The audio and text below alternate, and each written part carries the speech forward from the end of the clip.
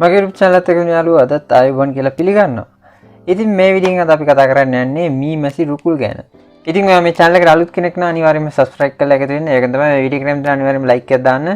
ඔයගේ යාළුවන්ටත් මේ වීඩියෝ එක ගැන දැනගන්න share කරන්නත් අමතක කරන්න එපා. ඉතින් මොකද්ද මේ මී මැසි රුකුලක් කියන්නේ?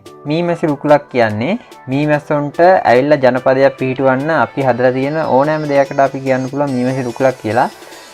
විශේෂයෙන්ම අපිට මේ වගේ රුකුල් වේලි ආශ්‍රිතව ඒ වගේ තමයි ගල් ඇටි ආශ්‍රිතව ඒ වගේ තමයි ගස් බෙනවල මෙන්න මේ වගේ තැන්වල අපිට මේ මී මැසි රුකුල් හදන්න පුළුවන්.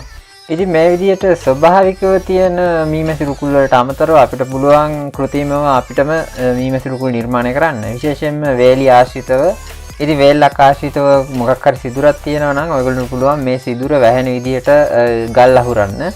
ඉතින් මේ ගල් අහුරද්දී පොඩි මී මැස්සොන්ට ඇතුළට යන්න පොඩි සිදුරක් තියන්න ඕනි.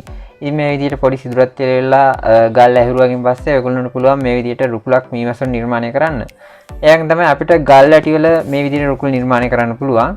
ගල් ඇටි එක තියෙන සිදුරකට අපිට පුළුවන් විශේෂයෙන්ම මී මැසි ජනපදයකට ඒක ජීවත් වෙන්න පුළුවන් විදිහේ ඉඩක් තියෙන්න ඕනි. ඉතින් මේ විදිහට අපිට ඒක ඉස්සරහින් ගල් අහුරලා ඉවරලා මී මැස්සොන්ට ඇතුළට විතරක් යන්න පොඩි සිදුරක් තියලා ඉවරලා මේ විදිහට මී මැසි ජනපදයක් හදා ගන්න පුළුවන්. ඒකෙන් තමයි මේ ගස් බෙන ගැන කතා කරද්දී ගස් බෙනවල ස්වභාවිකවම තියෙන බෙන තියෙනවා. ඉතින් ඔයගොල්ලොන්ට මේ විදිහට ගස් බෙනවල තියෙන සිදුරක් තියෙනවා නම් ඉතින් මේ සිදුර ඉස්සරහින් වැහෙන විදිහට චූටි චූටි ගල් තියලා ඉවරලා මී මැස්සොන්ට ඇතුළට යන්න පුළුවන් වෙන්න පොඩි සිදුරක් තියලා ඉවරලා මේ විදිහට මී මැසි රුකුල නිර්මාණය කරන්න පුළුවන්. ඉතින් මේ මී මැසි රුකුල් නිර්මාණය කරන තැන් ගැන කතා කරද්දී මෙන්න මේ මී මැසි රුකුල් විශේෂයෙන්ම හැම වෙලාවෙම පරීක්ෂා කරන්න ඕනි හැදුවකින් පස්සේ. ඉතින් ගොඩක් වෙලාවට මේ මී මැසි රුකුල් ඇතුලේ මකුණු ඇවිල්ලා මකුණු දැල් බඳිනවා. ඉතින් මේ මකුණු දැල් වලට මී මැස්ස ඇවිල්ලා පැටලිලා ඒගොල්ලෝ මැරෙන්න පුළුවන්.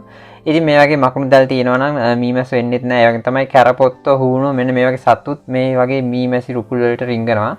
ඉතින් ඔයගොල්ලෝ මේක අනිවාර්යයෙන්ම මාසයකට පාරක්වත් සුද්ධ කරලා බලන්න ඕනි.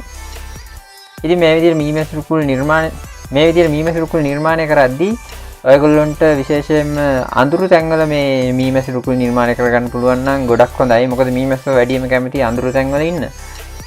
ඉතින් මේ රුකුල් නිර්මාණය කරද්දී කැලෑබද ප්‍රදේශයක නිර්මාණය කරනවා නම් ඔයගොල්ලොන්ට ගොඩක් වාසි. මොකද කැලෑබද ප්‍රදේශවලට ඉක්මනින් මී මැස්සෝ එනවා. දැන් අපි කතා කරමු කොහොමද මේ මී මැසි ජනපද වලට මේ මී මැස්සෝ එන්නේ කියලා. ඉතින් මී මැසි ජනපද වල ඔයගොල්ලෝ දන්නවා ඇති මී මැසි ජනපදයේ ප්‍රධාන වශයෙන් මී මැසි කාණ්ඩ 3ක් ඉන්නවා. මී මැසි රජින තමයි මේ කාණ්ඩේ ප්‍රධාන එක්කෙනා වෙන්නේ. එයාගෙන් තමයි පිරිම් මැස්සෝ ඉන්නවා, වැඩකාර මැස්සෝ ඉන්නවා. ඉතින් මේ වැඩකාර මැස්සොත් කොටස් කිහිපයකට බෙදෙනවා. මේගොල්ලොන්ගේ සමහර කට්ටිය ඉන්නවා රොන් ගේන්න යන මැස්සෝ. ඒ වගේම තමයි රජිනගේ ආරක්ෂාවට ඉන්න මැස්සෝ ඉන්නවා. ඒකෙන් තමයි ජනපදය ආරක්ෂා කරන්න ඉන්න මැස්සෝ ඉන්නවා. ඒකෙන් තමයි රොන් ගේන්න යන මැස්සෝ ඉන්නවා. ඒකෙන් තමයි ජනපද පිට කරද්දී රුකුල් හොයන්න යන මී මැස්සෝ කාණ්ඩිකුත් වෙනම ඉන්නවා. ඉතින් මේ විදිහට හැමදාම එකම තැන ඉන්න බෑනේ මී මැසි ජනපදයකට. ඒකේ වදවල ප්‍රමාණය වැඩි වෙලා ඒ වගේම තමයි මේගොල්ලෝ මේ වගේ බිත්තර දාලා ඉවරලා පිලව් බිහි වෙලා මේ මී මැසි ජනපදේ විශාල වෙනවා එන්න. ඉතින් මේගොල්ලන්ට ඉන්න තැනම ඉන්න බෑ. මේගොල්ලන්ට ඉඩ මදි වෙනවා. ඉතින් ඒකින්ද මේ මී මැස්සෝ මේ ජනපදේ අලුතෙන් රජිනක් බිහි කරනවා. ඉතින් මේ විදිහට රජින කෝෂයක් මේගොල්ලෝ නිර්මාණය කරලා ඉවරලා ඒ රජින එළියට ආවකින් පස්සේ මේක ඉන්න ආමතර මී මැස්සෝ ටික මේ මී මැසි ජනපදයේ අලුත් රජිනත් එක්ක පිට කරලා අරිනවා. ඉතින් මේ විදිහට පිට කරන මී මැස්සෝ තමයි මේ වගේ අපි හදපු රුකුල් වලට එන්නේ. ඉතින් මම කලින් කිව්වනේ මේක ගැහණු මී මැස්සෝ කාණ්ඩ කිහිපයකට බෙදෙනවා කියලා. මේකේ මේ රුකුල් හොයන මී මැස්සෝ ඇවිල්ලා ඉවරලා මේ වගේ මී මැසි ජනපදයකට ඇවිල්ලා ඉන්න පුළුවන් තැන් හොය යනවා. ඉතින් මේ විදිහට යද්දී ඔයා හදපු රුකුලක් තියෙනවනේ ඒ රුකුලට ඇවිල්ලා ඒගොල්ලෝ ඇතුලේ චෙක් කරනවා.